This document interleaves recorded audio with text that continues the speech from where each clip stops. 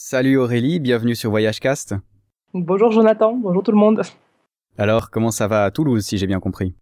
Alors, à Toulouse, je ne sais pas, puisque là, je suis à Paris actuellement, mais ça doit aller à Toulouse aussi.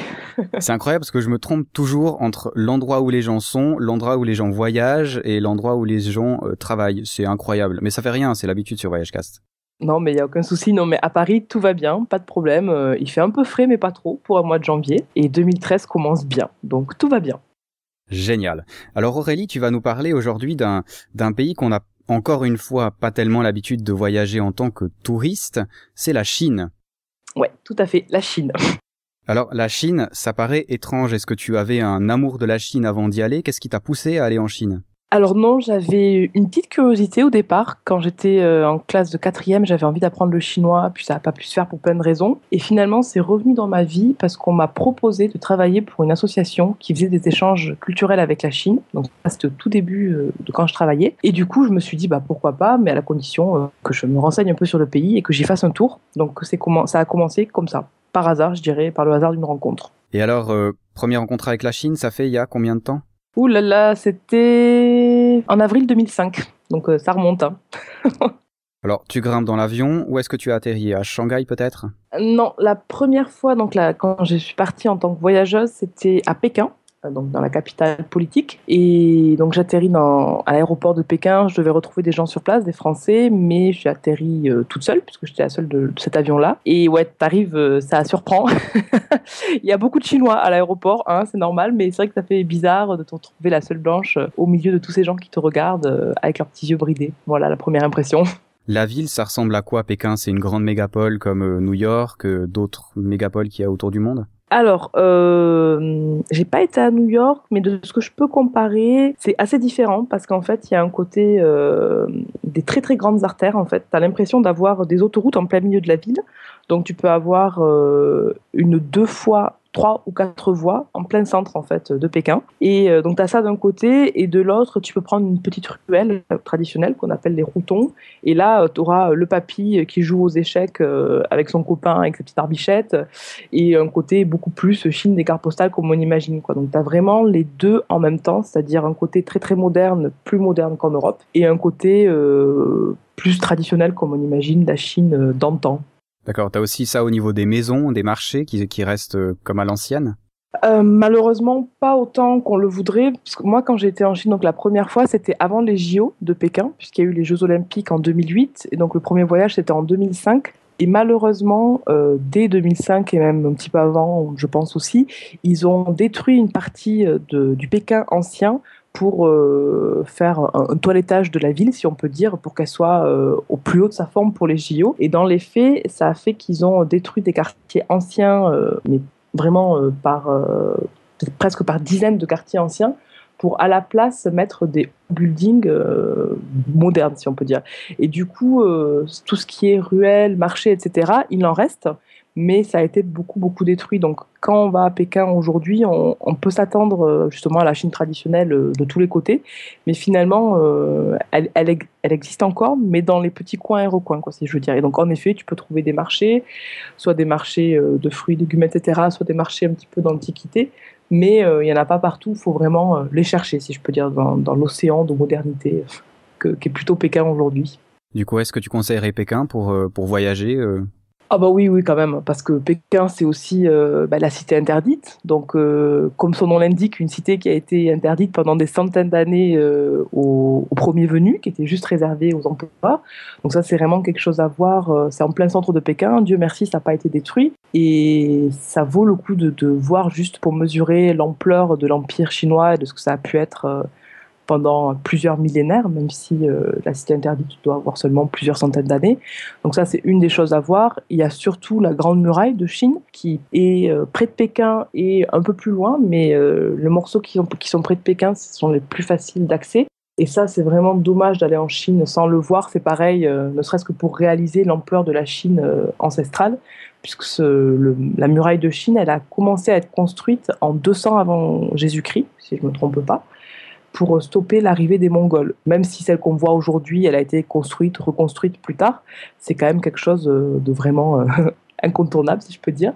Et donc, ça vaut quand même le coup d'aller à Pékin, puis aussi pour essayer de trouver, malgré tout, ces petits morceaux de vie traditionnelle qui subsistent entre les grands bâtiments modernes. Vraiment, ça vaut le coup de se faire son propre avis.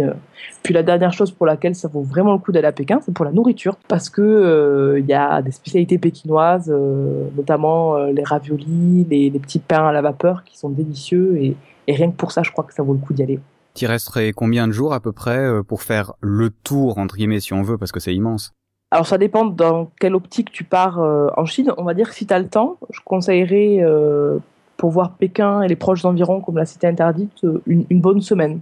Une bonne semaine. Après, si tu fais un voyage où tu veux découvrir la Chine en peu de temps sur une période de congé, donc on dira sur 3 semaines, dans ces cas-là, passer 4-5 jours à Pékin, ça peut suffire. Mais une bonne semaine, c'est quand même mieux. Alors, après avoir fait le tour de Pékin, où est-ce que tu irais ensuite? Justement dans une optique de voyage pas forcément énormément long de plusieurs mois, parce que ça va concerner quelques personnes qui, de toute façon, vont avoir le temps de flâner, mais pour des gens qui ont 3-4 semaines, on va dire.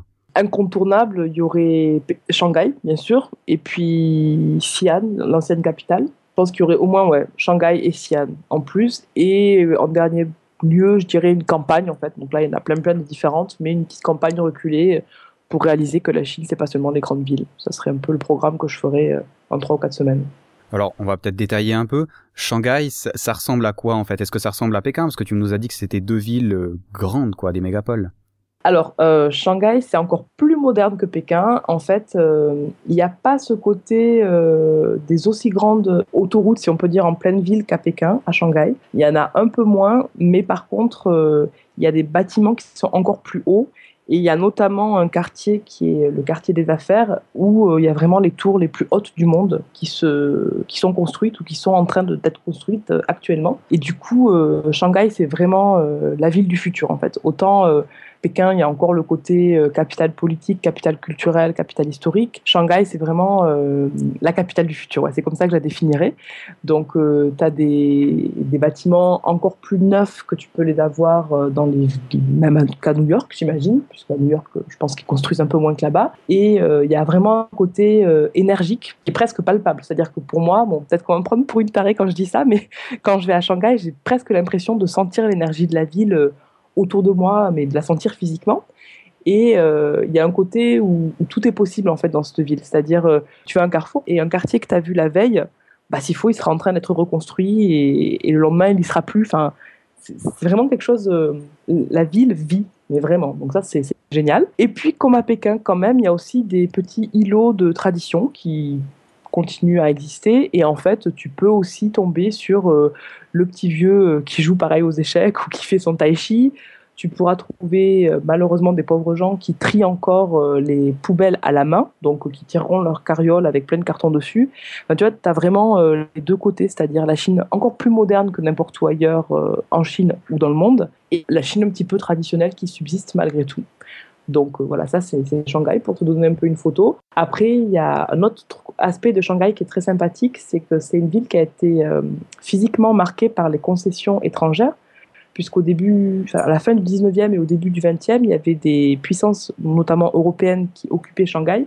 Et donc, tu as des quartiers européens et notamment un quartier français.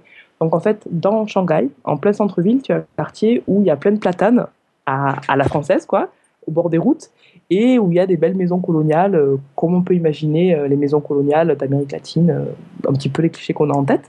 Et du coup, il y a ce côté aussi à Shanghai post-colonial, si je peux dire. On appelle ça le quartier de l'ancienne concession, qui est très sympathique. Et là, pour le coup, on sort vraiment des hauts buildings de 50 étages et on revient à des dimensions un peu plus humaines. Donc, c'est très sympathique de flâner, de se balader à pied ou en scooter ou en vélo. Voilà, Shanghai, un petit peu.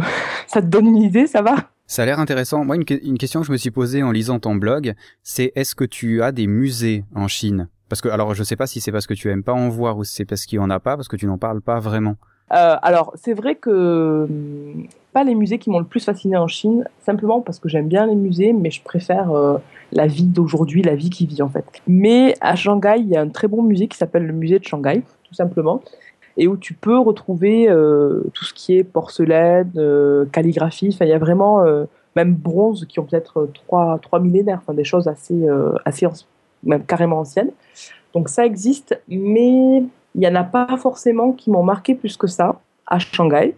Par contre, à Pékin, il y a un truc qui est très sympathique si tu es intéressé par l'art, c'est un quartier des galeries contemporaines en fait.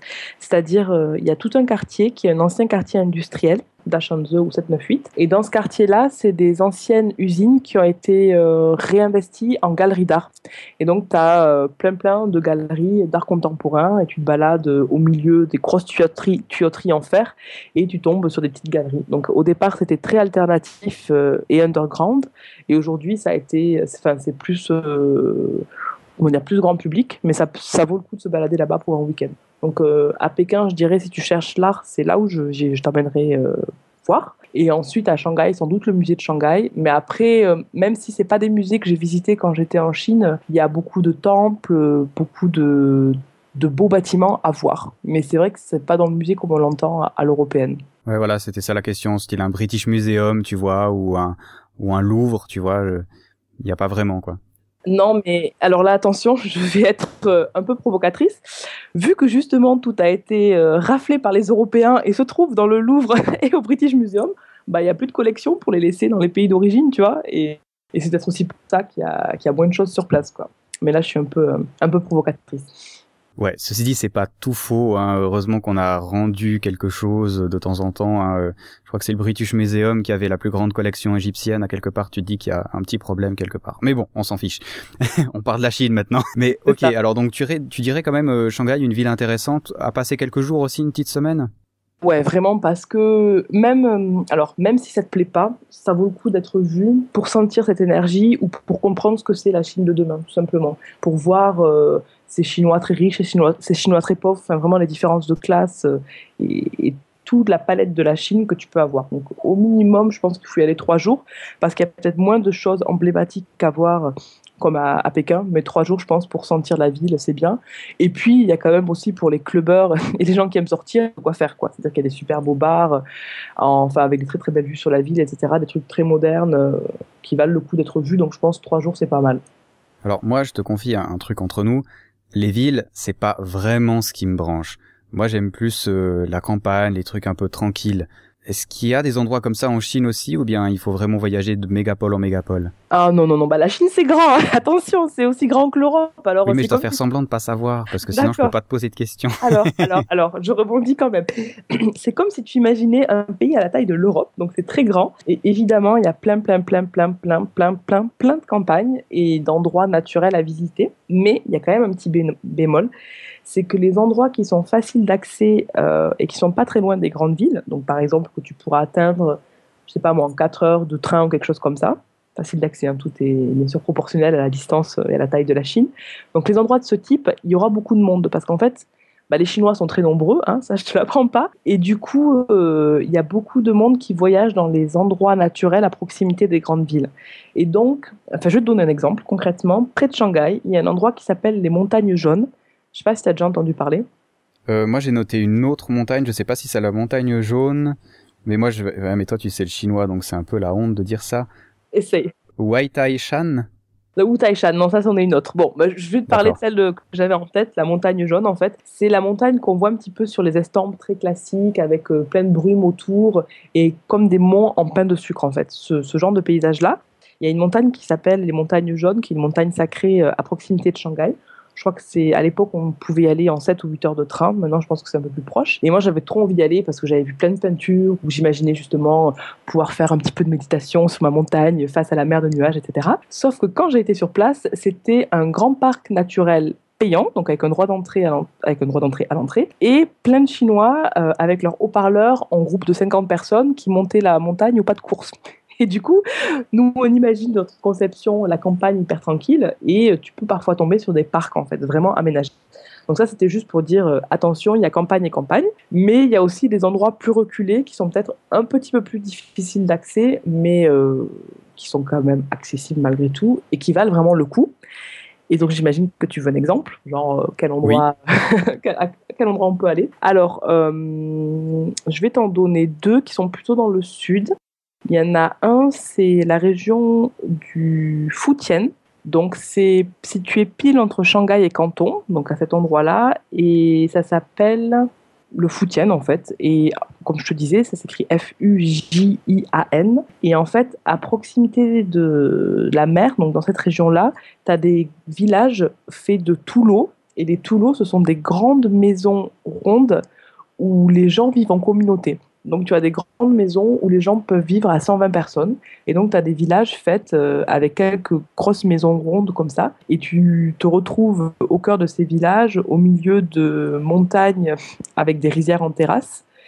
Et tu es dans le sud du pays, donc il fait plutôt bon. Et tu n'as vraiment pas l'impression d'être dans le même pays que là où que là où il y a Shanghai ou quelque chose comme ça. Donc c'est une campagne assez atypique. Donc c'est la région des Toulouse, donc dans le Fujian.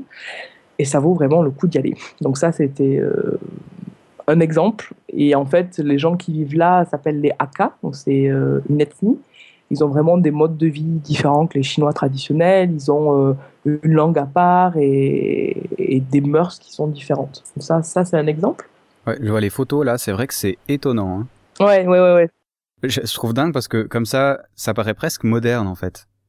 Et pourtant, il y en a qui ont 400 ans, quoi, et qui tiennent encore debout, qui ont été construits à l'époque. En fait, pour la petite histoire de ces constructions, donc ces grosses maisons rondes, elles ont été construites par des peuples qui ont bougé depuis le sud, je crois, jusqu'à là, qui ont été chassés, en fait. Et du coup, c'était des maisons défensives qui étaient centrées vers l'intérieur. Et vers l'extérieur, il y a très peu de fenêtres pour qu'en fait, ils puissent vivre en autarcie et se défendre s'il y a un problème, quoi. Donc, c'est très, très ingénieux et assez hallucinant. Et en fait, quand tu vas dans cette région-là, tu as des coins qui sont assez touristiques, voire même des toulots qui sont payants, donc des maisons qui sont payantes. Et si tu te balades un peu plus loin, tu te retrouves en pleine campagne où il y a vraiment personne et pas un touriste qui passe. Et tu as des toulots qui sont peut-être abandonnés, d'autres qui ne le sont pas. Et ça vaut vraiment le coup d'être vu, quoi. C'est très, très atypique et on ne pense pas forcément à ça quand on pense à la Chine. Donc, c'est bien de sortir un peu des sentiers battus, quoi. Ouais, effectivement. Moi, en tout cas, si j'allais en Chine, j'aimerais bien voir ça parce que c'est vraiment beau, ouais. Et là, tu disais, c'est assez facile à y aller, du coup. Relativement. Enfin, qu'est-ce que t'appelles difficile d'aller, en fait? Alors, celui-là, pour te donner une idée, il faudra aller à Xiamen, qui est la ville à proximité, qui se situe à peu près à 1h30 d'avion de Shanghai. Donc, tu prendras ton avion depuis Shanghai jusqu'à Xiamen. C'est pas forcément cher, hein, l'avion en Chine, puisque les distances sont très grandes, donc il y a beaucoup d'avions qui traversent le pays. Et ensuite, de Xiamen, soit tu prendras 2 ou 3 bus, donc là, c'est un peu plus compliqué, soit tu prendras un taxi que tu auras préparé à l'avance et qui viendra te chercher et qui ensuite te fera la balade, un taxi chauffeur en fait. Moi, c'est ce que j'avais fait, puisque j'étais justement avec mes parents. Et donc, on avait fait le mode un petit peu luxe et on avait organisé un chauffeur pendant 3 jours qui nous avait servi aussi de guide. Et c'était plutôt sympathique. Mais autrement, si tu veux le faire par tes propres moyens, je pense que ouais, avec 2 bus, tu peux te retrouver en pleine campagne. Donc, un avion plus 2 bus. Est-ce que tu sais si le trek, ça se fait en Chine aussi? Style d'aller dans ces régions-là, mais à pied? En fait, je l'ai fait une fois. Alors, c'était dans une autre région. Bah, allons là-bas alors, parce que je vais te donner plusieurs exemples de campagne. Là, c'était dans le Gansu. Donc, c'est une région dans le Far West chinois. Donc, vraiment à l'ouest dans les terres. Le Gansu, ça s'écrit Gansu. Et c'est une région très étirée, en fait. Quand tu vas d'un côté de la région, c'est un monde musulman. Quand tu vas de l'autre côté de la région, c'est le monde tibétain. Donc c'est assez curieux. Et en fait, j'ai atterri là-bas avec un ami qui voulait nous faire un trek, justement. Et donc, on est arrivé à Xiare, qui est une ville de moines tibétains. En fait, c'est la plus grande lamasserie tibétaine dans la Chine hors Tibet, si on peut dire. Et à partir de là, on a décidé de faire une rando à pied. Et donc, on est passé sur les montagnes autour. Et je crois qu'on s'est fait 40 km comme ça en 2 jours. Bon, ce qui n'est pas exceptionnel par rapport à d'autres personnes, mais qui était quand même pas mal à 4000 ou 3000 mètres d'altitude. Et là, bah, tu peux partir en effet avec ton sac à dos, ta tente, etc. Mais le problème que tu rencontreras, c'est qu'il n'y a pas forcément d'itinéraire fait pour ça. C'est-à-dire que si tu veux plutôt suivre un itinéraire, enfin, tu n'auras pas une carte comme en France avec le GR20, etc. Il faudra que tu regardes toi-même sur des cartes chinoises et que tu traces ton itinéraire ou que tu le fasses au hasard, comme on avait fait. Mais vu que la Chine est quand même assez peuplée, tu rencontres souvent soit des bergers, soit des villages. Enfin, tu te retrouves rarement seul en Chine. Il y a souvent toujours quelqu'un pour t'aider. Est-ce qu'il y a des guides ou des agences qui font ça aussi, ou bien c'est pas du tout développé? Le trekking pur, alors je pourrais pas te dire parce que moi je suis jamais passée par des agences, des guides. Souvent, il faut quand même aller dans la ville d'à côté et ils te font faire un trek pour une journée. Des treks de plusieurs jours, dans ma connaissance, c'est moins développé que dans d'autres pays d'Asie du Sud-Est, par exemple. Mais ça doit exister parce que la... Enfin, si, il y a peut-être une région où ça se fait dans le Hunan. Je sais pas si tu connais, c'est une région dans le sud-ouest de la Chine qui est justement limitrophe avec le nord du Vietnam. Et en fait, dans cette région-là, c'est une région très très montagneuse et il y a beaucoup de touristes français qui vont là-bas parce que justement, je pense que tu peux te caler dans un village et faire des balades à pied autour dans les montagnes qui sont pareilles à 4000 mètres d'altitude, qui sont assez élevées. Donc là, c'est peut-être possible de faire du trek si tu es intéressé dans le sud-ouest de la Chine. Mais pourquoi pas? Tu as parlé du Tibet juste avant. Alors, c'est une région de Chine aussi. Est-ce que c'est intéressant d'y aller?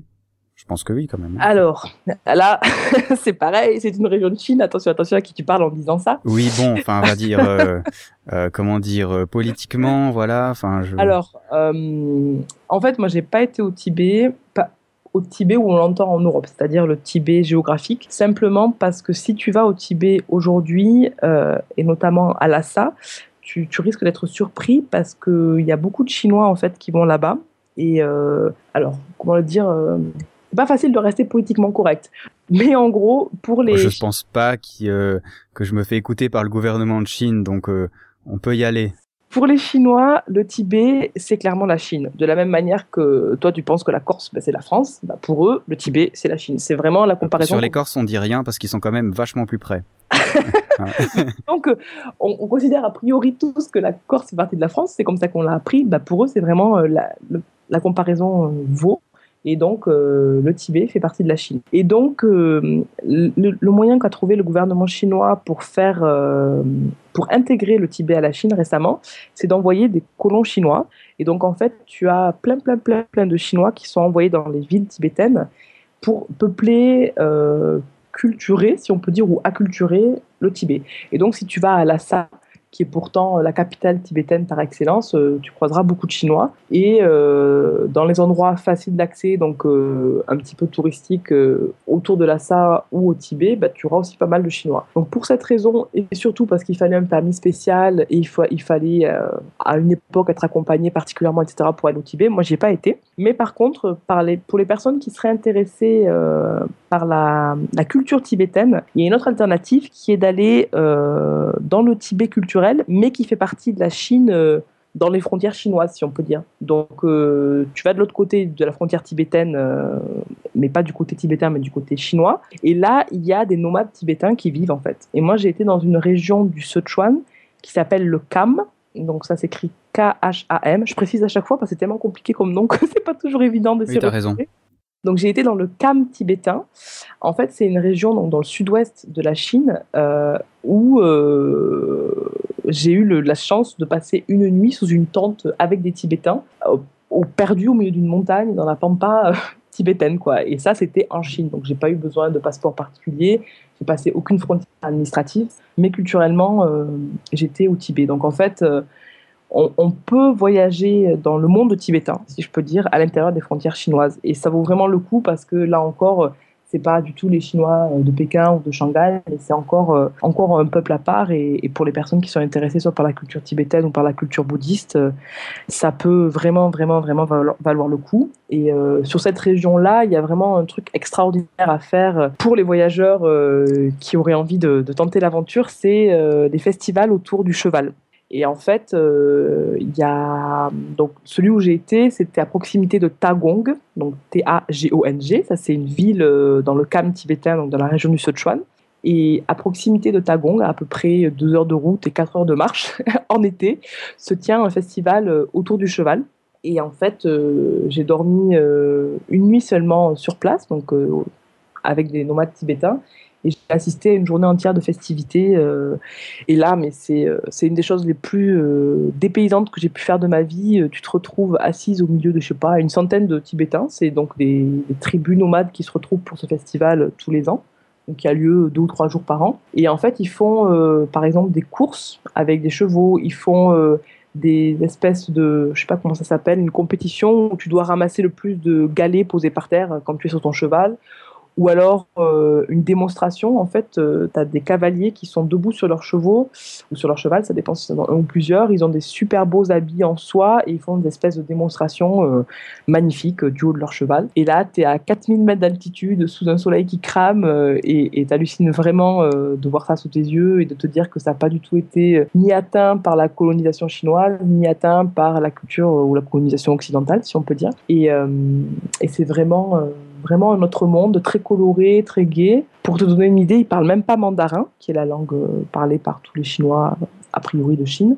Et moi, quand j'étais là-bas, j'étais avec une amie, on était deux. Elle parlait très bien mandarin. Moi, c'était au tout début où je partais en Chine, donc je parlais pas très bien. Et en fait, on parlait seulement chinois, donc mandarin, avec la fille des nomades qui, elle, vivait à la ville et qui parlait mandarin. Mais autrement, ses parents, les gens autour, personne ne parlait mandarin. Ils parlaient tous leur dialecte tibétain. Et ça, c'est des choses que tu peux faire en Chine, tu vois, qui sont, pour le coup, hors des sentiers battus, c'est rien de le dire, mais qui sont vraiment dignes de notre monde et pourtant faciles d'accès, parce que aller en Chine, c'est pas très très compliqué, et aller là-bas avec un peu de bonne volonté, c'est possible, quoi. Ouais, j'avais vu les photos justement sur ton site et ce que tu dis, les prairies de Tagong, là, ouais, moi je trouve ça magnifique. Vraiment, c'est des grandes étendues. Ça donne envie, quoi. Et alors, passer une nuit dans ça s'appelle une yourte? Ou bien pas? Parce que yourte, c'est plutôt mongol, hein, sauf erreur. Ouais, c'est une tente, en fait. Je sais pas D'accord. quel est le terme. Moi, j'appelais ça une tente en poil de yak. Il doit y Ok. avoir un terme un petit peu plus technique. C'est simplement une tente qui est effectivement fait en poil de yak, donc en poil brun, et tu as un trou au milieu parce qu'il y a aussi le foyer, donc la cuisine, etc., est faite au cœur de la tente. Du coup, tu as un trou pour laisser passer la fumée. Et c'est assez, comment dire, pas précaire, mais assez modeste et très, très basique, en fait, puisque nous, quand j'y étais, moi, personnellement, j'ai dormi sur des couvertures qui servaient normalement à recouvrir le cheval la journée sur lequel le cavalier avait posé sa selle. Et il y avait juste donc le trou pour le foyer, ces couvertures-là, quelques ustensiles de cuisine. Et je me rappelle, ils nous ont fait à manger et ils nous ont fait des baguettes chinoises, donc des baguettes comme on les imagine, mais avec des branches d'arbres, parce qu'en fait, eux mangeaient avec les doigts. Et pour faire poli, ils nous ont fabriqué des baguettes avec des branches d'arbres, quoi. Je trouvais ça fou. Et la petite anecdote qui était rigolote en fait par rapport à cette nuit-là, c'est que la famille en fait fait rentrer les bébés yaks pendant la nuit sous la tente. Et c'est une manière très intelligente en fait de récupérer le cheptel, ou je sais pas comment ça s'appelle, le troupeau le lendemain matin, puisque les mamans yaks viennent récupérer leurs bébés yaks à la sortie de la tente en fait. Et du coup, tu passes la nuit avec les bébés yaks sous la tente. Et le lendemain matin, la maman yak, elle vient récupérer son bébé. Comme ça, toi, en tant que fermière, tu peux traire le lait de yak. Et puis, elle repart faire sa vie la journée. Et toi, le soir, tu as juste à récupérer les bébés yaks perdus dans les magnifiques prairies à 4000 mètres d'altitude. Et c'est mignon, un bébé yak? Franchement, je les ai regardés un peu du coin de l'œil. J'étais pas hyper à l'aise. C'était un peu surréaliste. Je les ai pas tripotés, à vrai dire. Mais par contre, les gros yaks, c'est pas mignon du tout parce que c'est haut et t'as juste pas envie qu'ils s'approchent de toi. Mais je me rappelle en avoir vu un en Inde, du côté du Cachemire. Et la seule chose que je me rappelle vraiment, c'est qu'au début, je me suis dit, tiens, on dirait une grande vache de loin. Et plus tu t'approches, plus tu te dis, non, c'est quand même vraiment beaucoup plus grand qu'une vache, hein. C'est ça, c'est ça. Et ça a plus des airs de taureau méchant que d'une vache Ouais. sympathique. C'est Et clair. alors, est-ce que pour te venger, t'en as mangé? Eh bien oui, bien sûr, évidemment, puisque toute l'alimentation de ces nomades est basée autour du yak. Donc j'ai bu leur lait mélangé à du thé. J'ai pas particulièrement aimé parce que le goût est très très fort. Et j'ai mangé des morceaux de yak séché qui pendaient au-dessus du foyer. Et j'étais pas très fan non plus puisque c'était quand même vraiment vraiment vraiment fort comme goût et puis un peu sec. Enfin en même temps c'est très pratique hein, parce que du coup tu as tes morceaux de yak séchés et tu peux tenir toute l'année avec ça quoi. Mais pour mon petit palais un peu trop occidentalisé, ça passait pas très très bien. Mais bon, ça se laisse manger quand même. Ouais, en tout cas, c'est une région qui m'a l'air vraiment très intéressante. Au niveau des gens aussi, je pense, ça doit être intéressant, non? Comment sont les gens? Parce que, selon ce que tu nous as dit, ils sont quand même assez renfermés, ça se dit pas isolés, on va dire. Ils sont pas enfermés, je dirais pas ça, coupés du monde, ça c'est certain, puisqu'ils vivent vraiment sur des vallées très très hauts, etc. Mais il y avait quand même une curiosité à notre égard, même si la communication n'était pas forcément faisable, il y avait des interactions avec les gamins, hein, les gens te souriaient, enfin, ils n'avaient pas forcément l'air plus surpris que ça, même si on était les deux seules blanches. Mais par contre, ils sont, je dirais, coupés du monde et du coup, ils évoluent dans une culture plutôt préservée.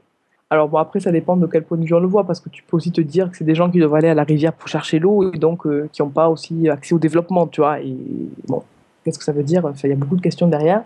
Mais en tout cas, c'est des modes de vie ancestraux et totalement préservés. Et c'est vraiment le nomadisme pur. Enfin, c'est du nomadisme. Quoi. Donc ça, c'est quelque chose qui n'est pas forcément évident de voir parce qu'il y a quand même un mouvement. Enfin, il y a peu de nomades qui vivent encore comme il y a 50 ans, même. Il y en a de moins en moins, on dira. Et là, pour le coup, c'est un endroit où on peut les voir préservés et dans leur environnement, en fait. Et ça, je n'ai pas envie de dire que ça n'a pas de prix, mais en tout cas, c'est vraiment une expérience hors du commun. Du coup, si j'ai envie d'aller le faire, bon déjà je pense qu'il y a des dates précises pour les festivals, mais combien il faut de temps? Parce que là, on est quand même dans des régions où il n'y a pas un bus tous les quarts d'heure, donc il faut quand même s'organiser un minimum. Ouais, alors là, c'est plus compliqué, surtout sur ce festival-là précisément. Moi, j'ai été un peu par hasard, je savais pas qu'il y en avait un. C'était plus la géographie qui m'intéressait au départ, et justement ces grandes prairies d'herbes tendres en altitude. Alors, pour y accéder, il faut atterrir à Chengdu, qui est la capitale de la région. Ensuite, il doit falloir prendre au moins 10 heures de bus au minimum. Et ensuite, pour arriver là-bas, dans ce village de Tagong, je pense pas qu'il y ait de bus. Nous, on l'avait fait en taxi, qu'on avait loué pour l'occasion, soit en taxi, soit en stop. Donc, il faut compter au minimum 2 jours pour y arriver, 2 jours pour repartir. Donc, si jamais tu pars sur un voyage comme ça à moyen terme, je pense qu'il faut compter au moins 8 jours en tout pour passer 3 ou 4 jours sur place. Et vu que c'est une région très élevée en altitude, le mieux, c'est quand même d'y aller en plein été, qui est la période où a lieu ces festivals. Parce qu'à mon avis, si tu y vas en hiver, les routes sont fermées, je suis même pas sûre que tu puisses accéder à Tagong, au village. Et en fait, il y a des villes qui sont un peu plus accessibles et qui ont des festivals reconnus internationalement. Donc, je sais pas exactement comment ils s'appellent, mais ça doit pouvoir se retrouver sur Internet. En fait, si tu tapes Festival du cheval Cam, tu dois pouvoir trouver des choses peut-être un peu plus accessibles. Mais après, Tagong vaut le coup d'y aller en soi pour son monastère, pour les environs et pour les balades que tu peux faire. Ça vaut vraiment le déplacement, quoi. C'est une région très sympa et très, très, comment dire, décalée par rapport au reste de la Chine. Enfin, moi, j'y ai passé qu'une semaine, en fait, ou 10 jours. Et j'en ai gardé un souvenir impérissable, hein, puisque tout ça s'est passé en 2006 et, et c'est encore très, très frais dans ma tête, quoi. Ouais, en tout cas, j'ai beaucoup apprécié les photos, ça a vraiment l'air magnifique.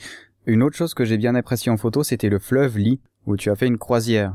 Tout à fait. Alors là, pour le coup, on rentre dans des choses beaucoup plus faciles d'accès et beaucoup plus connues, mais qui sont aussi très très sympathiques. En fait, le fleuve Li est très apprécié des Chinois puisque ça fait aussi partie des paysages un peu ancestraux avec la rivière, la montagne en plein sucre, encore une fois, et l'agriculteur avec son buffle, ou alors le pêcheur de cormoran avec son cormoran. Et c'est une croisière que tu peux faire entre Yangshuo et Guilin, donc qui sont 2 villes dans le sud-est de la Chine cette fois-là. Et c'est très sympathique en fait parce que les paysages sont vraiment jolis. Enfin, t'as vraiment l'impression d'être, ouais, encore une fois dans les estampes chinoises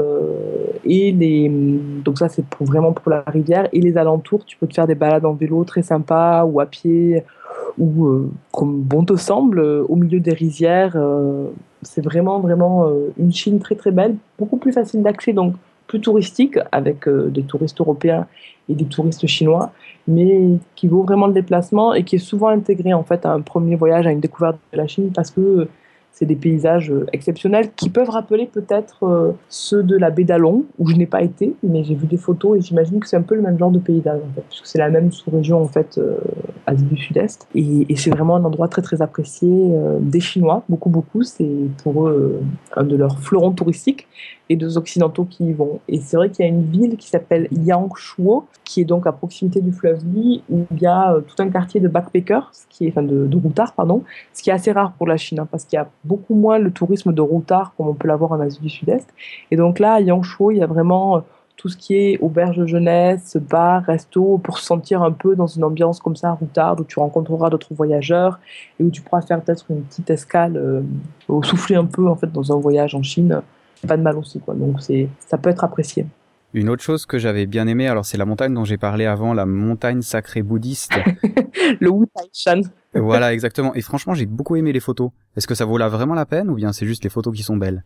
Alors, pourtant, elle était plutôt marron, la montagne, quand j'y étais, c'est celle-là, hein. Oui, exactement. Ouais, elle était un peu pelée. Écoute, je sais pas si ça vaut vraiment la peine. En fait, ça peut valoir la peine lors d'un premier voyage parce que c'est situé entre Pékin et, alors attends, je dis pas de bêtises, et Pingyao. Pingyao, c'est une ville un peu musée, et qui est un peu à l'image de Carcassonne en France, tu vois, ce genre de ville un petit peu où tout a été conservé comme à l'époque. Et en fait, c'est une très belle ville, Pingyao, où des films en fait historiques ont été tournés. Donc, tu as encore la Chine comme tu l'imagines d'antan, pour le coup, c'est vraiment que ça, le centre de la ville. Et donc, entre cette ville-là et Pékin, tu as le Wutaishan, qui est en effet une montagne sacrée. Je sais pas si je te la conseillerais, tu vois. Ça me surprend que tu m'en parles parce que c'est pas forcément ce qui m'a le plus marqué, mais en tout cas, ça vaut le coup d'y aller pour se balader si c'est sur ton chemin, en fait, je dirais ça. Si sur ton chemin, si tu fais justement la vallée du fleuve jaune, dans ces cas-là, tu peux t'arrêter, y passer 2 ou 3 jours. Ça vaut le coup pour l'ambiance un petit peu spirituelle qui s'en dégage, pour les balades que tu peux faire sur les montagnes alentours. Mais c'est peut-être pas le premier endroit que je recommanderais exceptionnellement, sauf si c'est sur ton passage. Ouais, en fait, j'avais bien aimé les photos du monastère de Xiong Kong, qui était dans le même, à peu près dans le même endroit, si j'ai compris. Le monastère suspendu, ouais. Ouais, tout à fait. C'est vrai que ça s'inclut en fait dans un voyage. Bah, c'est le premier voyage que j'ai fait, enfin, ou le deuxième, et qui est assez sympathique, où tu suis plus ou moins le fleuve jaune. Et c'est un peu le berceau de la Chine historique. Et le monastère suspendu, en effet, ça vaut le détour puisque c'est un monastère qui est suspendu, comme son nom l'indique, à une falaise. Et tu as parfois à peine ou même moins d'1 mètre de large pour passer en fait dans le monastère pour aller d'un endroit à un autre. Et ça a été construit, je sais plus il y a combien de temps, mais il y a des centaines d'années également. Et c'est assez impressionnant, ouais. Et c'est vrai que c'est à proximité du Wutaishan. Et ça peut être sympathique parce que c'est assez unique, en effet. Est-ce qu'on a oublié des choses intéressantes à visiter, encore une fois, dans un voyage de 4 semaines, des choses vraiment, toi, qui t'ont impressionné, tu te dis, même si tu y retournes, tu vas le revoir? Alors, ça serait pas, même si j'y retourne, je vais le revoir, mais c'est quand même vraiment à voir pour les personnes un petit peu curieuses et qui veulent voir une autre Chine que celle des grandes villes, en fait. Dans le sud-est de la Chine, il y a des villages de minorités ethniques. Donc, il faut revenir en fait sur les minorités ethniques. C'est-à-dire qu'en Chine, tu as les Chinois Han, donc ce sont les Chinois majoritaires, ceux qu'on voit dans les villes, etc. Et tu as 56 autres minorités reconnues par le gouvernement. Donc, c'est des gens qui ont des langues différentes, des coutumes différentes, des manières de s'habiller différentes. Et les minorités, vu qu'on est à l'échelle de la Chine, ça peut se compter en centaines de milliers d'habitants. Et donc, dans le sud de la Chine, dans la région du Guizhou, donc ça s'écrit Guizhou,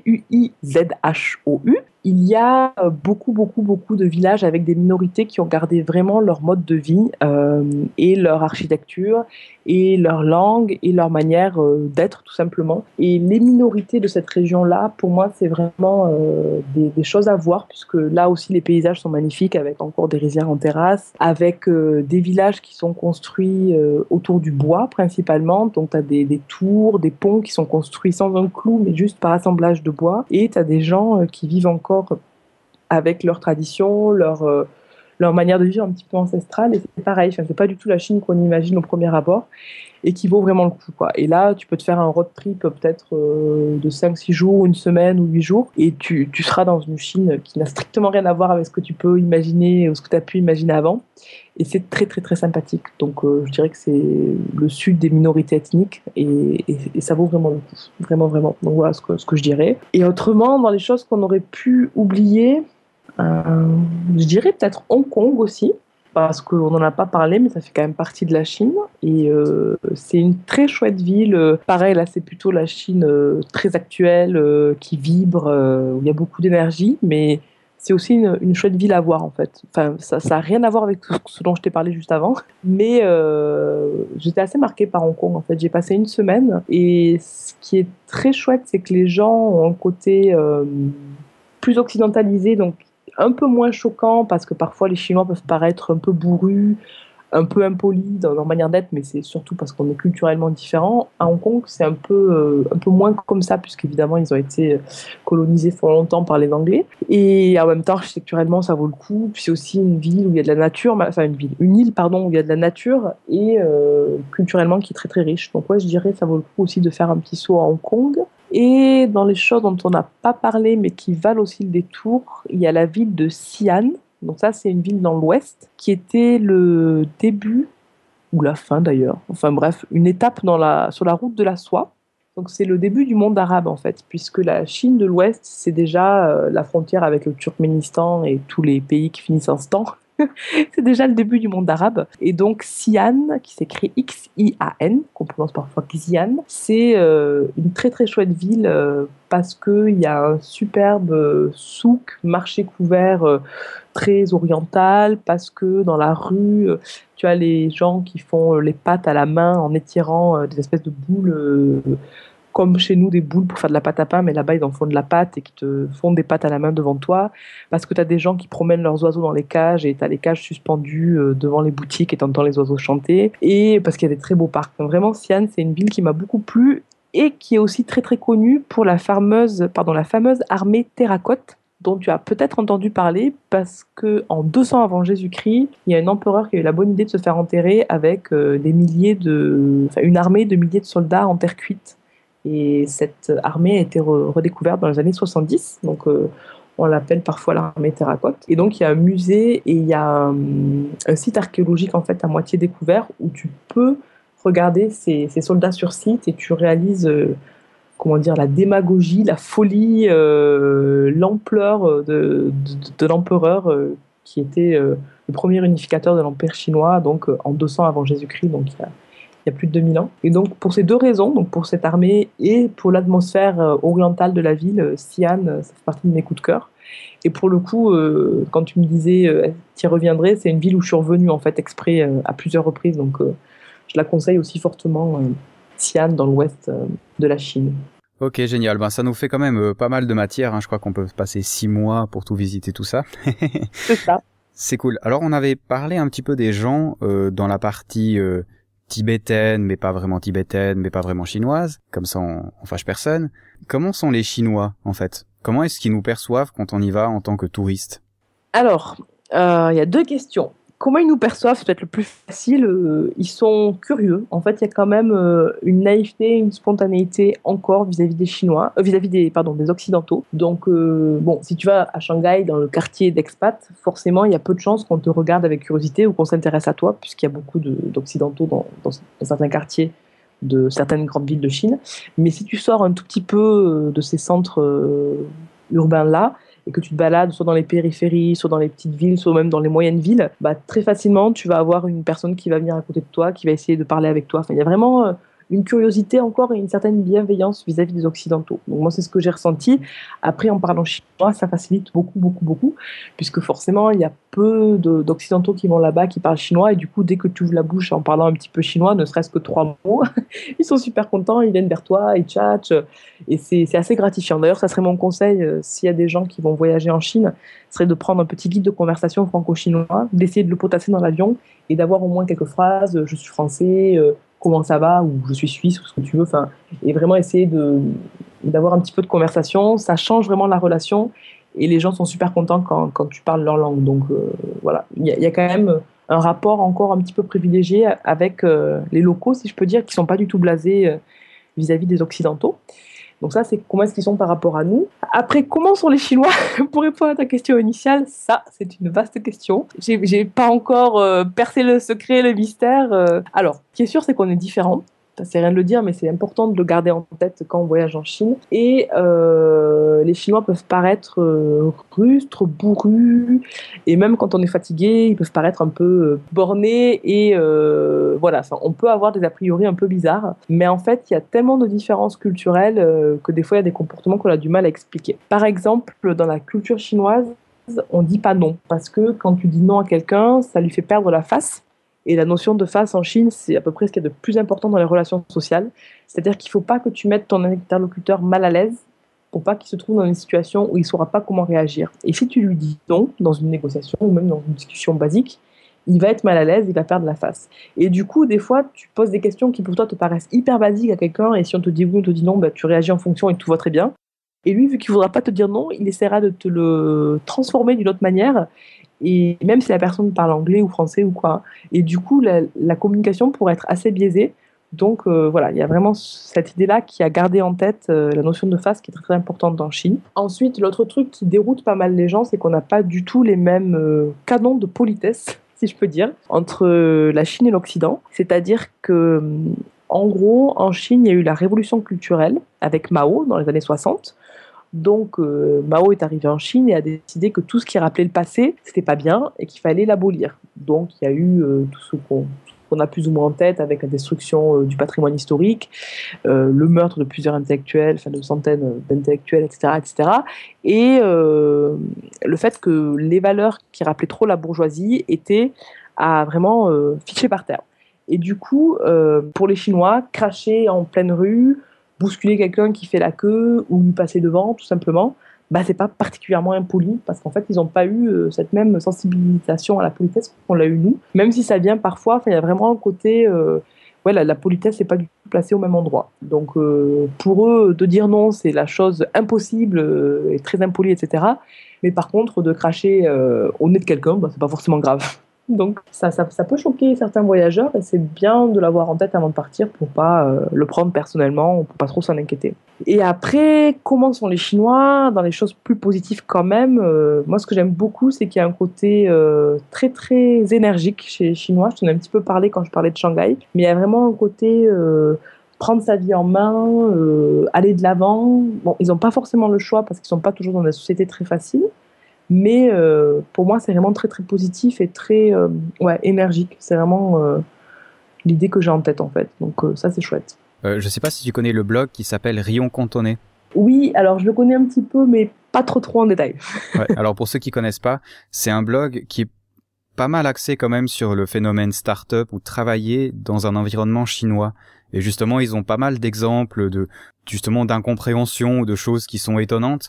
Et je pense qu'en tant que voyageur, et encore plus si on va travailler, ça peut être très utile de se renseigner comment d'autres s'en sont sortis. Moi, je trouvais ça très très intéressant parce que comme tu dis, il y a plein de choses qui pour nous sont choquantes et qui ne le sont pas là-bas, et il y a une façon de parler aussi. D'ailleurs, à propos de façon de parler, est-ce que quand même, en sachant l'anglais, on peut se débrouiller en Chine ou pas du tout? Dans les très grandes villes, oui. Donc en gros, Pékin, Shanghai, Canton, ça ira. Mais si tu sors, ça sera pas suffisant en fait, vraiment. C'est-à-dire que à ton hôtel, ils te comprendront un petit peu, mais dans la rue ou quoi, peut-être il y aura quelques étudiants, mais pas beaucoup. Donc vraiment, moi le conseil que j'ai, mais c'est ce que je te disais, le petit guide de conversation, ne serait-ce que pour pouvoir demander les toilettes, combien ça coûte, etc. Pas parler chinois en 3 jours, quoi, ce sera pas possible, mais avoir un petit vocabulaire de base ou au moins pouvoir montrer et pointer du doigt ce que tu recherches. Bon, après, si vraiment tu cherches une expérience plus intéressante, tu prends un guide francophone ou anglophone et dans ces cas-là, le problème est résolu. Est-ce que, sans parler forcément de sujets qui peuvent énerver, mais est-ce qu'il y a des choses qu'on ne demande pas en Chine? Parce qu'il y a quand même, c'est quand même la censure, la Chine, hein, c'est pas vraiment la démocratie totale, on va dire. Alors, il y a des choses qui se demandent, par exemple le salaire, etc. Il n'y aura pas de souci là-dessus. Et en effet, moi, je déconseillerais de parler politique, de parler justement des questions du Tibet ou de Taïwan à quelqu'un que tu connais peu, en fait. Parce que ça reviendrait à poser des questions très intimes, ou très déplacées à un occidental. Donc, c'est vraiment les questions que j'éviterais. Mais autrement, au-delà de ça, ils sont plutôt à tendance curieuse. Ils te poseront pas mal de questions sur ta vie, ton travail, si t'es marié, etc. Et donc, il n'y a pas de tabou à avoir. Au-delà des questions politiques, et en effet, c'est une question très sérieuse, quoi, la liberté d'expression en Chine, la liberté de la presse notamment. Donc, c'est pas la peine de la prendre à la légère juste pour titiller la personne, quoi. À titre personnel, tu n'avais pas ton blog ou tu l'avais déjà quand tu as été là-bas? Alors, moi, je l'avais déjà. À l'époque, il s'appelait Vue de Chine. Et pour la petite histoire, quand je suis arrivée en Chine, parce que d'abord, j'y ai voyagé, ensuite, je m'y suis installée en juin 2009. Et c'était les 20 ans des événements de Tiananmen. Et en fait, mon blog était hébergé sur WordPress. Il l'est toujours d'ailleurs. Et 10 jours après mon arrivée en Chine, tout WordPress a été bloqué en Chine. Et du coup, j'avais plus accès à mon blog et j'ai dû faire des pieds et des mains pour trouver un VPN, donc un petit truc pour pouvoir passer la muraille Internet, la muraille de Chine en fait, la censure chinoise. Donc j'ai été confrontée à la censure un petit peu comme ça, mais de manière générale. Mais par contre, les médias francophones sont beaucoup moins embêtés que les médias anglophones. C'est-à-dire que si j'avais été un blog à succès en anglais, j'aurais pu m'inquiéter que mon blog particulièrement soit censuré. Mais en parlant en français, en fait, les censeurs sont moins regardants. Je pense qu'il y a moins de personnes en fait qui regardent les choses en français. Ce qui est vraiment très très contrôlé, c'est tout ce qui est en chinois bien sûr et en anglais. Et pour te donner une idée, si on parle de ça, Facebook et Twitter sont fermés en Chine en fait. Tu peux pas y avoir accès. Donc c'est puisque c'est des domaines d'expression trop libres. Trop libre. Ouais. Et du coup, il n'y a pas accès. Mais Après, par rapport à cette question de la liberté d'expression et de l'échange, moi je sais que j'ai eu des superbes expériences humaines en fait, parce que je travaillais donc en Chine, j'ai travaillé pendant 2 ans et pendant 1 an et demi j'étais dans un petit bureau d'achat où on était pas très nombreux, on était moitié français, moitié chinois. Et en fait, tous les jours, à la pause déjeuner, je causais avec mes collègues, etc. On se posait des questions sur nos vies respectives, etc. Et j'ai eu des super beaux échanges avec ces collègues-là, où je leur ai juste, par la discussion et par les conversations qu'on pouvait avoir, je leur ai montré qu'on pouvait penser en fait différemment de juste, il faut avoir un travail, acheter un appartement, avoir des enfants et payer ses factures, quoi. Juste, on peut décider de partir voyager juste pour le plaisir de voyager, de rencontrer des gens, d'écrire ce qu'on aime, etc. Et quand j'ai quitté la Chine, que j'ai quitté ces personnes-là, elles m'ont dit que vraiment, je leur avais appris en fait une manière différente de penser, quoi. Et ça, c'est quelque chose qui est possible en fait en Chine par la discussion avec les gens et c'est génial en fait. C'est vraiment des belles expériences et les Chinois sont malgré eux victimes d'un système répressif, mais ils sont pas bêtes, quoi. Donc si tu discutes avec eux, il y a des échanges qui sont possibles et tu peux ouvrir de belles portes et pourquoi pas semer de belles graines, quoi. C'est chouette. Et oui, la révolution dans 2 ans en Chine, c'est à cause d'Aurélie. Vous vous en souviendrez. Elle est passée sur Voyage Cast. Peut-être. Non, je leur souhaite pas non plus parce que ça aurait des conséquences pas très sympathiques. Mais en tout cas, il y a des beaux échanges qui peuvent avoir lieu, ça c'est certain. Alors après la compagnie, on va gentiment aller vers la fin de l'émission, mais il y a encore une question. Moi, j'adore manger, boire aussi d'ailleurs. Qu'est-ce qu'on mange et on boit en Chine? Alors, on a déjà parlé du yak. Visiblement, ça t'a pas énormément plu, mais je pense que t'as mangé d'autres trucs sympas quand même. Alors, on mange du riz dans le sud principalement et on mange des choses à base de blé, donc pâtes, etc. et galettes dans le nord. Et en fait, qu'est-ce qu'on mange? On mange de tout, tout. Il y a un proverbe en chinois qui dit que tout ce qui a 4 pattes se mange sauf des tables et des tabourets, quelque chose comme ça. Donc en fait, ils mangent vraiment de tout et c'est toujours préparé, bien découpé en morceaux avant que ça arrive sur la table. Ça arrive en fait en général sur un plateau disposé au centre de la table et les convives se servent dans les plats qui tournent au milieu et ça peut être très pimenté selon les régions, aigre, doux, sucré. Enfin, de la même manière qu'il y a plein de paysages différents, il y a plein de cuisines différentes. Enfin, je pense qu'on peut parler de cuisine chinoise au pluriel et qu'il doit y en avoir au minimum des dizaines de différentes. Dans les choses un peu originales, j'ai peut-être mangé du chien, mais je ne le sais pas, puisque dans le sud de la Chine, ils mangent du chien en fait, et je pense que c'est possible que j'en ai mangé sans trop m'en rendre compte si des amis m'ont invité à manger là-bas. Mais malheureusement, j'en ai vu un se faire peler devant moi, et c'est quand même pas hyper appétissant, et c'est pas génial de le retrouver sur le marché, quoi. Donc ça, c'est dans le truc un peu moyen. Mais après, il y a des très bonnes choses, principalement salées. Ils sont un peu moins desserts, mais il y a vraiment des bons petits plats. Et dans ce qui se boit, il y a principalement le thé. Bon, il y a aussi l'alcool de riz qui est un petit peu fort et que certains en ont connu les méfaits après des soirées au restaurant. Pas de nom. Pas de nom, voilà. Mais moi, ce qui me plaît particulièrement, c'est le thé. En fait, je suis une grande amatrice de thé, particulièrement de thé chinois, puisque le thé vient de Chine, pour ceux qui ne le sauraient pas. Et en fait, c'est vraiment quelque chose qui se boit toute la journée. Tout le monde a son petit thermos avec ses feuilles de thé qui trempent dedans. Et c'est pas toujours du thé de qualité qui est consommé, mais il y a aussi du thé de grande qualité. Et j'aime beaucoup en fait le boire. Et j'en bois actuellement. D'ailleurs, j'en ai dans ma tasse là pendant que je te parle. Et il y a vraiment plein de sortes de thé très bons. De la même manière qu'on a peut-être 1000 vins au minimum en France, il y a autant de thé en Chine. Donc c'est un autre voyage que je vous invite à faire si vous partez en Chine, c'est à goûter du thé sur place. Ok, il y a des régions pour ça qui sont meilleures? Ouais, tout à fait. Il y a la région avec les toulots, là, dont je vous parlais au début de l'émission, les maisons rondes, en fait, dans le Fujian. Donc, c'est entre Shanghai et Canton, au niveau de Taïwan, en fait. Cette région-là est très reconnue pour le thé. Après, il y a plusieurs terroirs, de la même manière qu'il y a plusieurs régions en France pour le vin, mais cette région-là, donc le sud-est de la Chine, est particulièrement réputée pour son thé. Ok, excellent. Ben, merci pour toutes ces informations. C'était vraiment très sympa. Alors, pour parler quand même, toi, tu as été 2 ans en Chine. Tu as un blog aussi qui est quand même, j'ai vu quelques blogs sur la Chine, mais toi, tu y as quand même vécu très longtemps et tu as visité beaucoup de choses. Tu veux nous parler un peu de ton blog? Avec plaisir. Alors, c'est www.curiousvoyageuse.com et en effet, c'est un blog que j'ai tenu depuis que j'ai commencé à vivre en Chine, donc c'était en juin 2009. Et en fait, j'ai un petit peu triché parce que quand j'ai commencé mon blog, j'ai repris mes anciens récits de voyage qui étaient des emails que j'avais écrits à mes amis. Et du coup, sur ce blog, il y a mes premiers récits qui remontent à avril 2005 jusqu'à mes derniers récits en Chine, parce que j'y ai vécu donc 2 ans jusqu'en avril 2011 et je suis repartie cet été. Donc, voilà, il y a vraiment beaucoup, beaucoup de choses sur la Chine, des voyages, des récits de vie quotidienne et il y a aussi un truc sympa que j'ai fait quand je vivais là-bas, enfin que j'ai bien aimé du moins, qui était aussi assez apprécié. C'est que j'ai fait des portraits de Chinois. Donc en fait, les Chinois que je rencontrais, qui avaient l'air sympas, ou ceux que je ne rencontrais pas mais que j'avais envie de rencontrer, je leur proposais de faire une interview où on discutait, comme on est en train de le faire maintenant, sauf qu'après je retranscrivais par écrit et je le mettais sur mon blog. Donc je faisais des interviews en chinois, en plus c'était une bonne manière de m'exercer, et je racontais un petit peu la vie de ces personnes-là. C'était une manière pour moi de connaître un petit peu leur parcours et pour mes lecteurs de se rendre compte que derrière le 1,5 milliard de Chinois, il y a des individualités, des parcours, des récits de vie.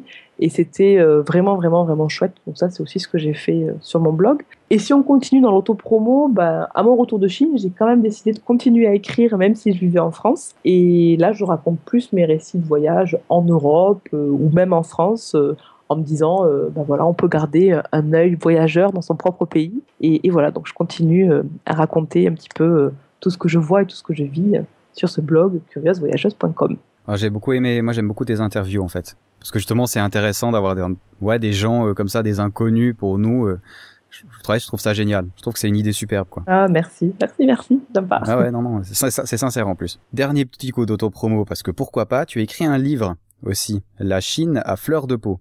Tout à fait. Alors en fait, c'est la suite du blog, puisqu'à mon retour en France, un éditeur m'a contacté pour faire un livre à partir des récits de mon blog. Du coup, j'ai simplement repris toute mon expérience sur la Chine entre avril 2005, donc le tout premier voyage, et avril 2011, donc le dernier, c'est 6 ans de voyage en Chine. Et je les ai un petit peu remises en forme, amélioré l'écriture, etc., sélectionné les plus belles photos que je pouvais avoir. Et en effet, en est sorti ce livre.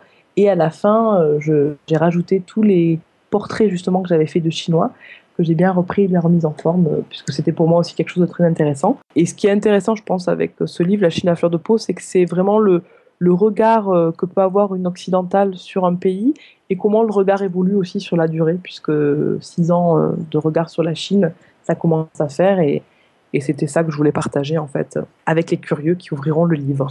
Ok, super. Disponible sur Internet, Amazon, etc., je pense. Hein. Exactement. Ok, super. De toute façon, ce sera en lien dans les notes de l'émission.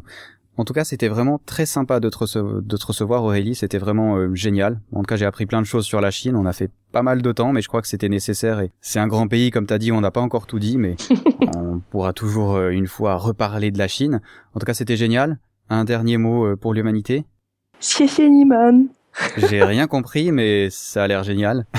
Merci à vous et à bientôt. Ok, super. Allez, ciao. À bientôt.